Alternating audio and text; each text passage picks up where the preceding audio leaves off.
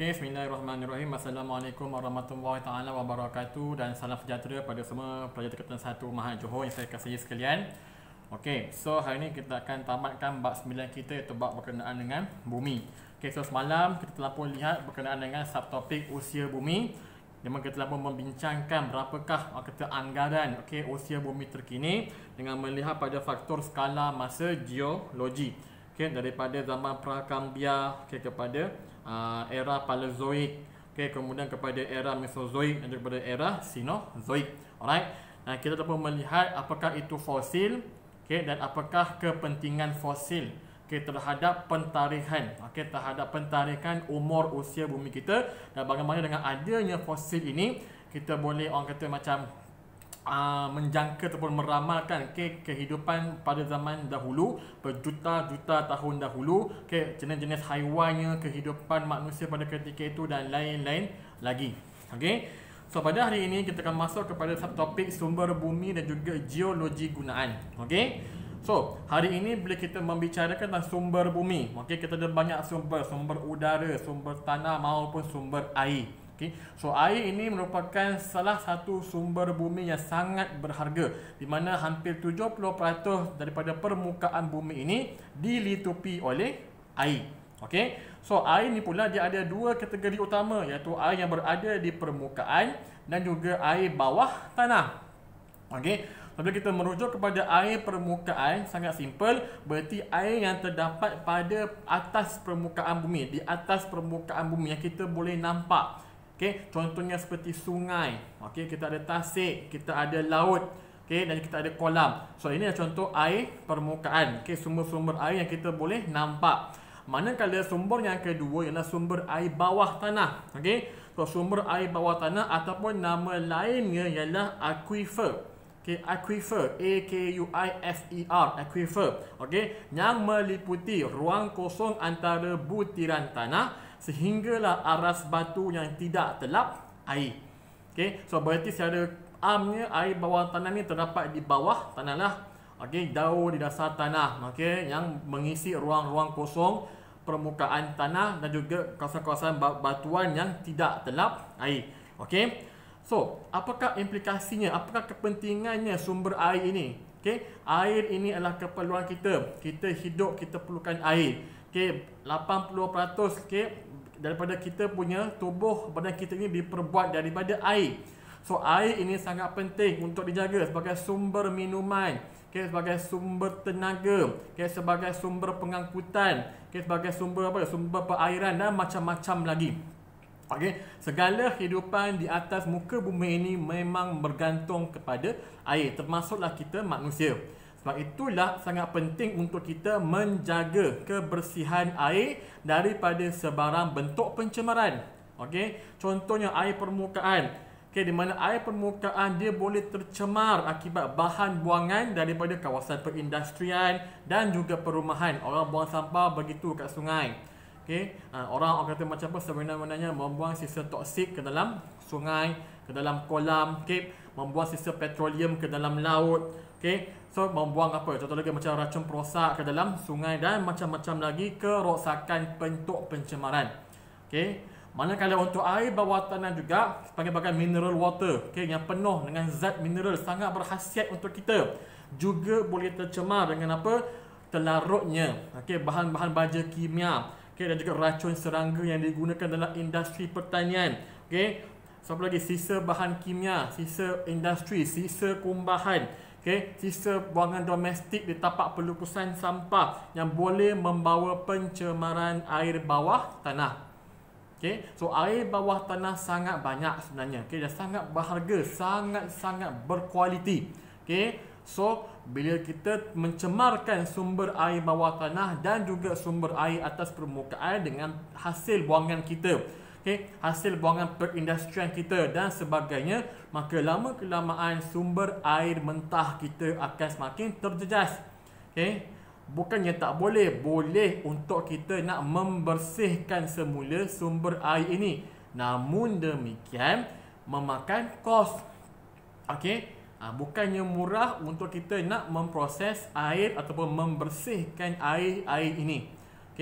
Sebab itulah kalau kamu tengok kenapa di loji-loji air, okey, bagi setiap negeri kadang-kadang terpaksa ditutup, okey, untuk dibersihkan sumber airnya, dibersihkan sumber sungainya, kolamnya, okey, sebab ada pencemaran. So bila dia stop functioning, okey, kita pun terdapat bakalan air dan memakan kos, so kita kena bayar bil lebih.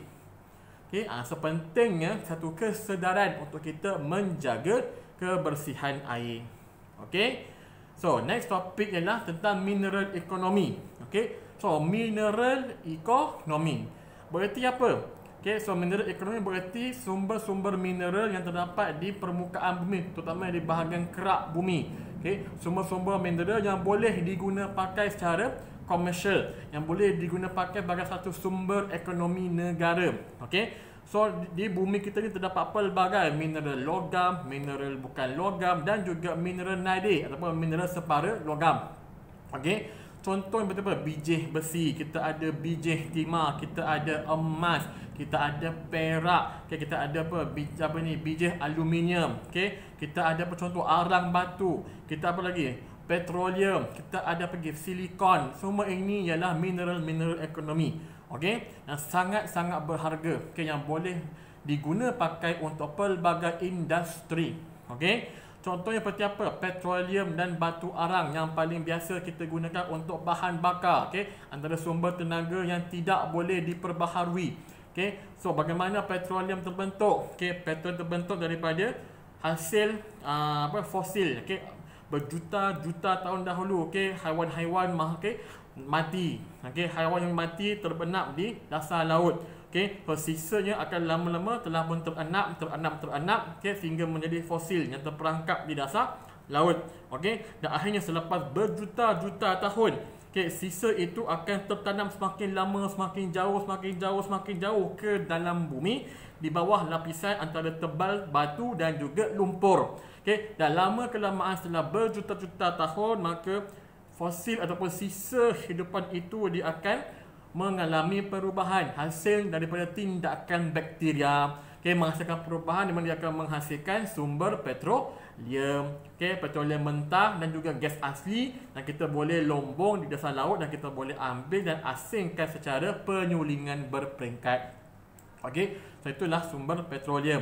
Okey, next ialah arang batu. Okey, sama juga konsep arang batu tapi mostly dekat daratan, di mana instead of fosil haiwan, arang batu terbentuk daripada fosil tumbuh-tumbuhan. Okey, sama juga memakan masa berjuta-juta tahun untuk menghasilkan arang batu. Okey, tumbuhan mati secara semula jadi, terbenam, okey, dan kemudian terenak di bawah dasar bumi, okey, bakal oleh lapisan enapan dan juga lumpur, dan lama kelamaan hasil daripada tindakan bakteria ataupun mikroorganisma, maka fosil tumbuhan ini dia akan menjadi arang batu di bawah pengaruh tekanan dan juga haba yang tinggi.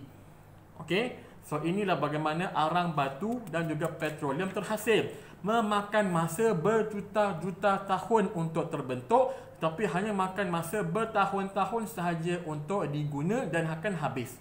Okey, so dijangkakan lebih kurang dalam 100 tahun lagi sumber bahan bakar kita seperti petroleum akan habis.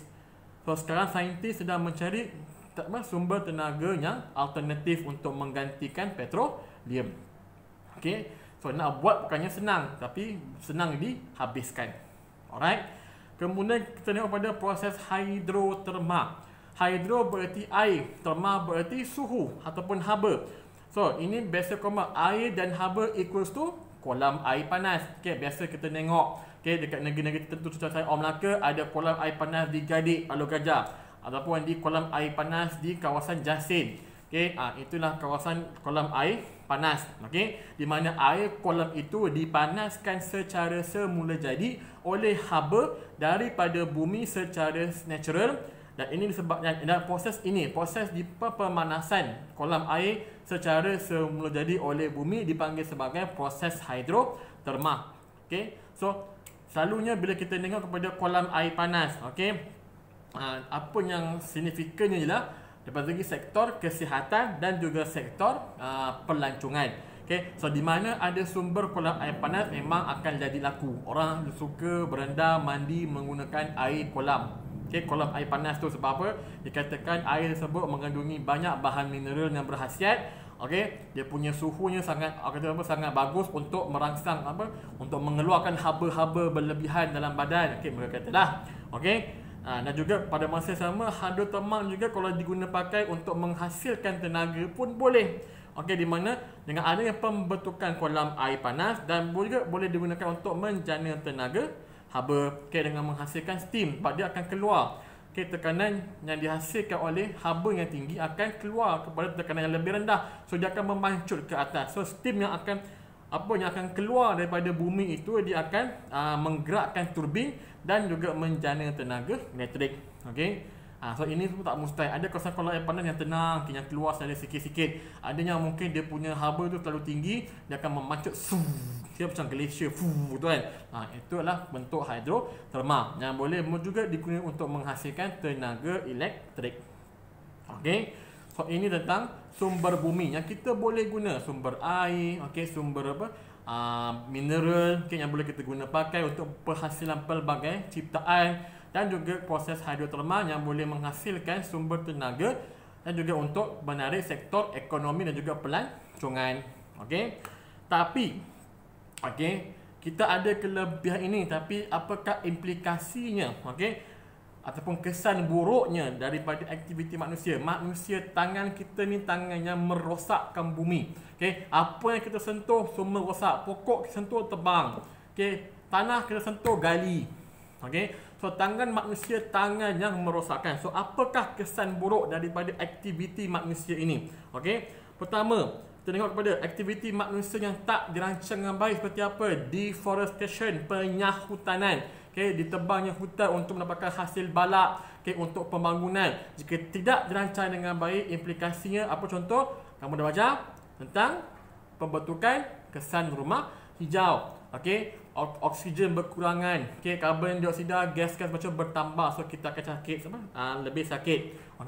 Kemudian kita tengok pada yang kedua, sektor pertanian. Penggunaan baja kimia yang tidak terkawal, yang berlebihan, boleh menyebabkan pencemaran tanah, pencemaran air. Boleh menyebabkan banyak berlakunya kepupusan spesies di kolam dan juga sungai. Yang ketiga, perindustrian yang tak dirancang.